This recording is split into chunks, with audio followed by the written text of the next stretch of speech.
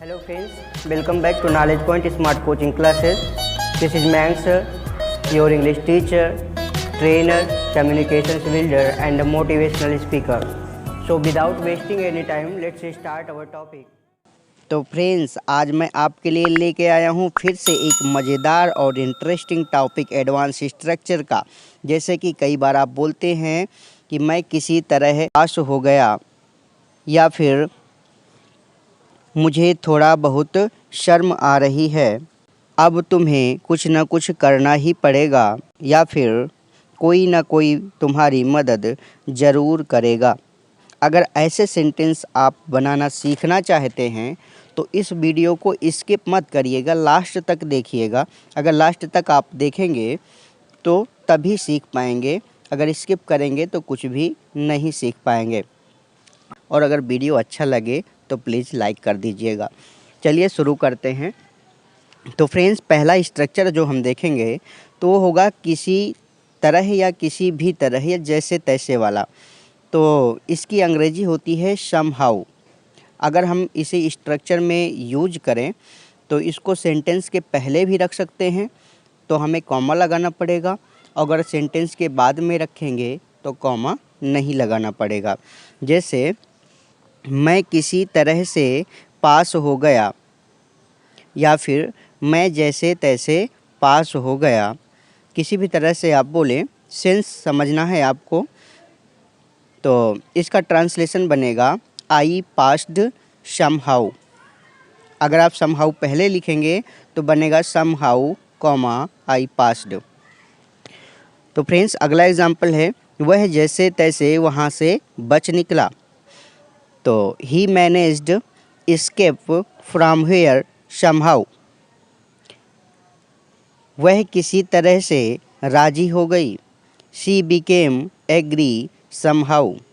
और अगर समहाउ पहले लिखेंगे तो somehow plus comma she became agree, इतना होगा। तो फ्रेंड्स, अगला जो हमारा स्ट्रक्चर है तो वो है थोड़ा बहुत, जिसकी अंग्रेजी होती है समव्हाट। तो चलिए देखते हैं एग्जाम्पल। मुझे यहाँ थोड़ा बहुत शर्म आ रही है। I feel somewhat ashamed here. I feel somewhat ashamed here. तुम थोड़े बहुत शरारती हो। You are somewhat naughty. वह थोड़ा बहुत कंजूस है। He is somewhat miser. इसमें फ्रेंड्स आपको ये याद रखना है कि जो समव्हाट का यूज होगा वो एडजेक्टिव से पहले होगा। तो फ्रेंड्स, चलिए देखते हैं अगला स्ट्रक्चर जो है कुछ न कुछ, जिसे अंग्रेजी में आप समथिंग और द अदर बोलते हैं। जैसे अब तुम्हें कुछ न कुछ करना ही पड़ेगा। Now you will have to do something or the other. Now you will have to do something or the other. उसे सफलता के लिए कुछ न कुछ करना ही पड़ेगा। He will have to do something or the other for success. मुझे उसके लिए कुछ न कुछ खरीदना ही पड़ेगा। I will have to buy something or the other for him. या फिर for her भी कर सकते हैं। अगर लड़की होगी तो her लगाएंगे, अगर लड़का होगा तो him लगाएंगे। फ्रेंड्स, अगला जो हमारा स्ट्रक्चर है वो है कोई ना कोई, जिसकी अंग्रेजी होती है someone or the other। तो फ्रेंड्स देखिए इसके एग्जाम्पल। तो पहला एग्जाम्पल है कोई ना कोई तुम्हारी मदद ज़रूर करेगा। someone or the other will help you। someone or the other will help you। कोई ना कोई तुम्हें रोज़ पीटता है। someone or the other beats you daily। someone or the other beats you daily। तो फ्रेंड्स, इस वीडियो के लास्ट में हम आपसे पूछने जा रहे हैं एक ट्रांसलेशन।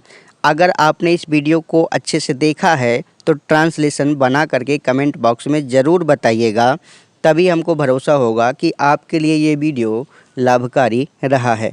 तो फ्रेंड्स, आपके लिए जो ट्रांसलेशन है तो वो है तुम्हें थोड़ी बहुत मेरी मदद करनी चाहिए।